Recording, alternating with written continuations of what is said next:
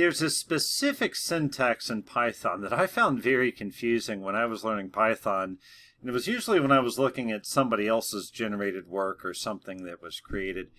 And it's this syntax, something for something and something if something condition. And I think part of the trick is that we as programmers tend to give things similar names, and it's not always clear what's going on in this construction because we see the same name repeated over and over again. Sometimes we'll see a singular and a plural version, but nonetheless, it's like, what are we doing here? So the purpose of this video is to explain what exactly is going on here. What is it? It's confusing, but it's a combination of a loop and an if test where we're iterating over something in the loop, and then the if test is shaking hands with that item we're iterating over, seeing if it meets a condition, and if so, it's returning that item. Now, you'll see a lot of examples on the internet. The challenge I had was finding an example that specifically did this with the DataFrame. And I want to talk a little bit about how a DataFrame works first. We can iterate over all of the rows in a data frame, and if we do, what we'll do is we'll get back effectively an index which represents the unique index of that row, and then the row itself. So iterrows is a function on a data frame that will return those two values. And that kind of confuses the syntax a little bit more because then we have this comma going on. For index comma row in df.iterrows, that's going to iterate and populate those two variables. Index and row will be our iteration variable. Next, let's take a look at a traditional for loop within an if test. And I think if we look at this, it will make the entire syntax make a little bit more sense. So for index row in df.iterrows, in this case, we're iterating over a data frame, right? We're getting back index and row. Now we're saying row, and we're looking at element number 0, which could be any column. I just picked one at random here. Let's say, I don't know, maybe that's age, maybe it's time, some kind of numeric element. If we're saying if that element is greater than 3, then return the row, but only if the element is greater than 3. So you see 3 different lines here, and we know in Python we indent to effectively show a block. Let's see what would happen if we were to combine this into that longer phrase that I had at the beginning of this presentation. The first thing we're going to do is we're going to take the iteration, let's just move that to its own line. Immediately after the iteration, we're going to put the if test. So far it feels somewhat readable. For index row in df.iterrows, okay, shake hands with every row in the data frame. If the row is greater than 3, then we want to do an action. And the action is we want to return a row, that row object. Now, here's where it gets a little confusing at first until you understand why.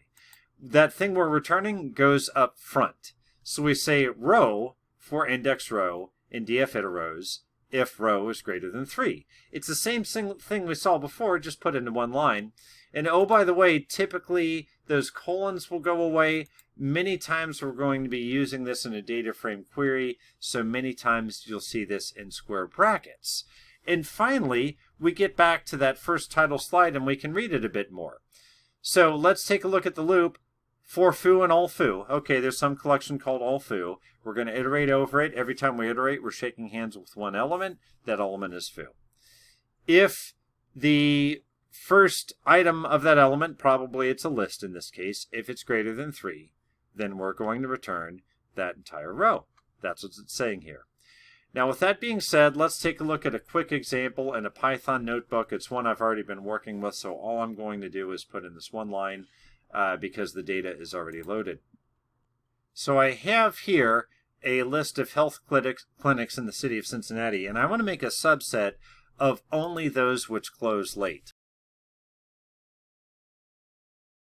Okay, let's see what we're doing here. So look at the loop for index row in clinicDF.iterrows. So clinicDF is my data frame of all the health clinics in the city of Cincinnati. If row close hour is greater than 500. So what I did in a previous video is I took 5:00 space PM and I just smashed together the numbers so we could do a bit of comparison. And this is 12-hour times for saying basically anything that closes after 5 o'clock PM.